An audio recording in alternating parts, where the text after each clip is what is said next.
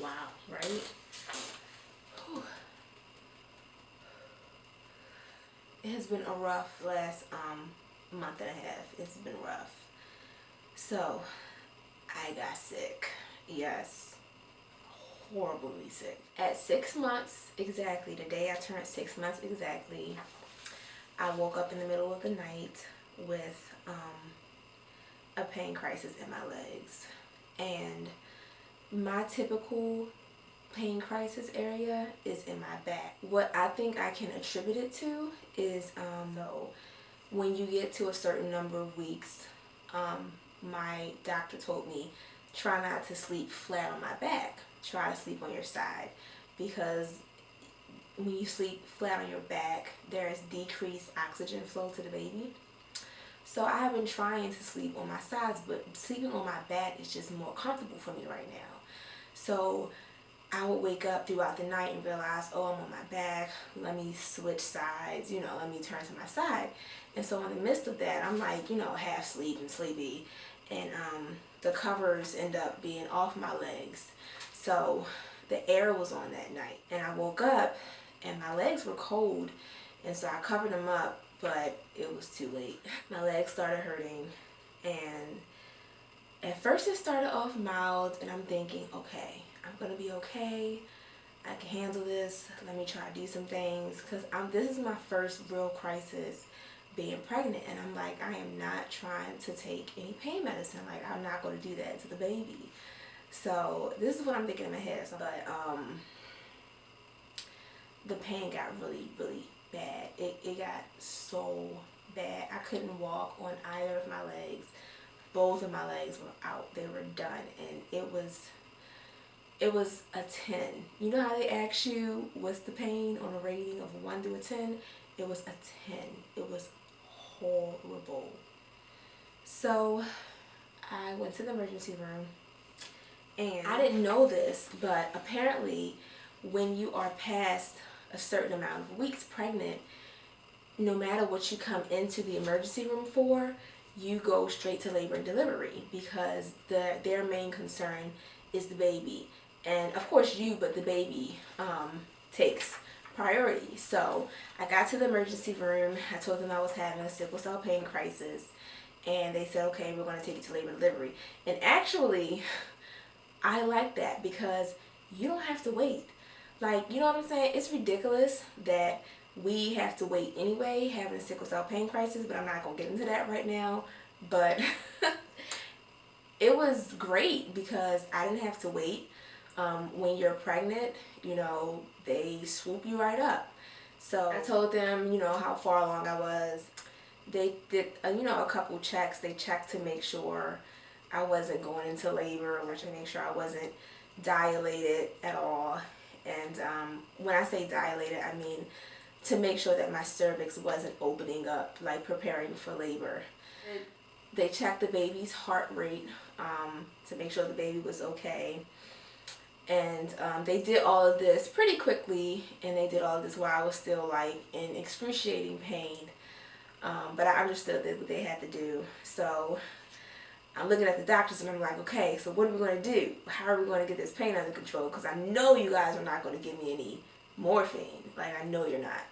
But to my surprise, they're like, okay, we're going to give you such and such milligrams of morphine. And I look at them, and my sister was with me, and she looks at them, and we're like, are you sure? And they're like, yeah, it's fine. It's, we need to get your pain under control. While you're in pain, it's not good for the baby.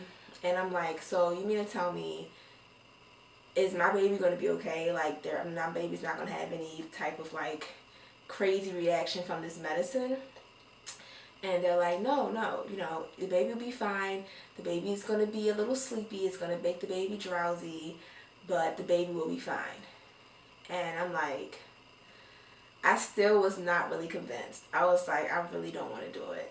But I did not have a choice. Like, I needed some relief. And I felt bad because I was like, I really didn't want to subject her to that strong medicine.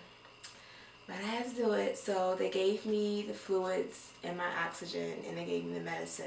We were able to get the pain under control pretty quickly. They gave me a very high dose, but they would come in periodically and check the baby's heart rate. And while I was there, they also did a sonogram to make sure the baby was okay and everything. So let me tell you guys, remember when I told you that I had consultation with a high-risk OBGYN? That person was not helpful.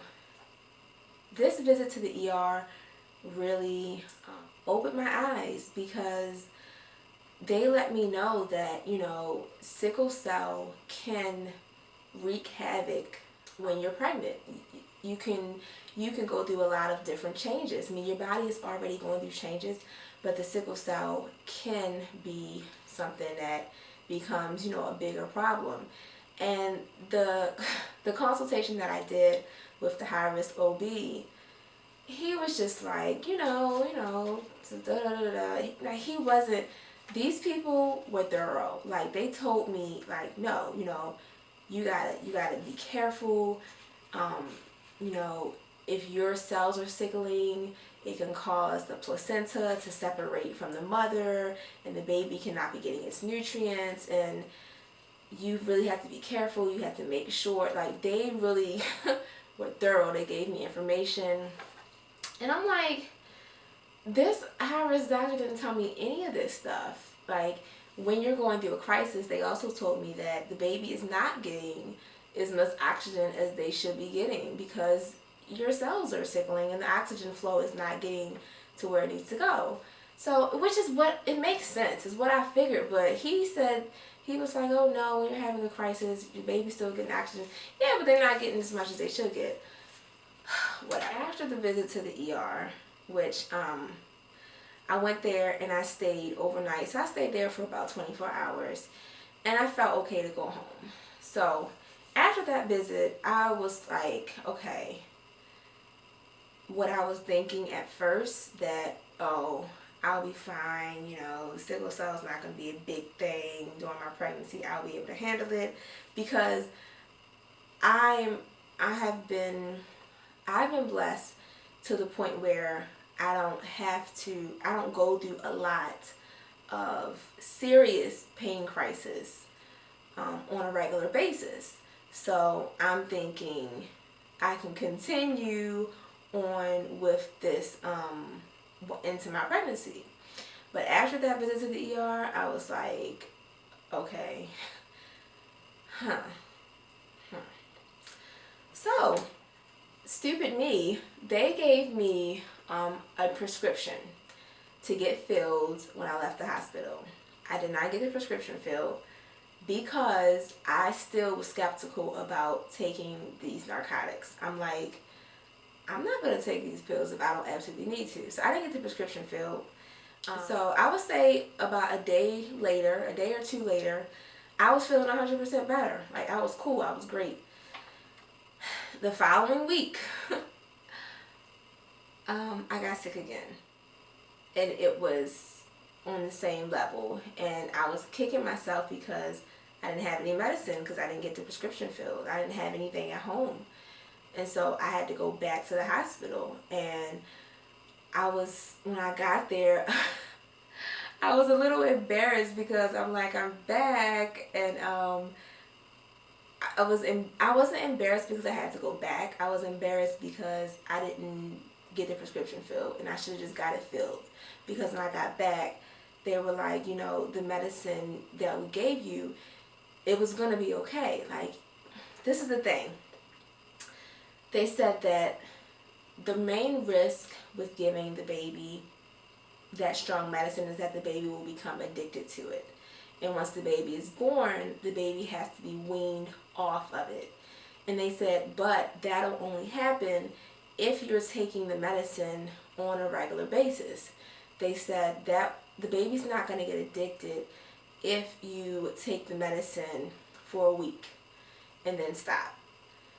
And so they had to reiterate that to me, and I'm like, okay. It's something that it's like, you still don't want to subject your baby to that, but it's like, what are you going to do when you have this excruciating pain, what are you going to do? So I stayed overnight again. When I left this time, I did get the prescription filled. And thankfully, I didn't have to take too many other prescription pills. I took it for maybe 2 days. And I was good because I tend to jump back pretty well after a pain crisis. It's just getting that pain under control. But usually after about 2 or 3 days, I can get back into the groove of things. I'm not saying that the pain is completely gone, but I can kind of get back into the groove of things, and I can take a prescription pill maybe in the morning and then maybe take another one at night and get through the day. Not without any pain, but just in a tolerable pain. It was pretty tough, but the baby is doing fine. What did I want to say? Oh, I want to say something. Oh, I wanted to get that paper.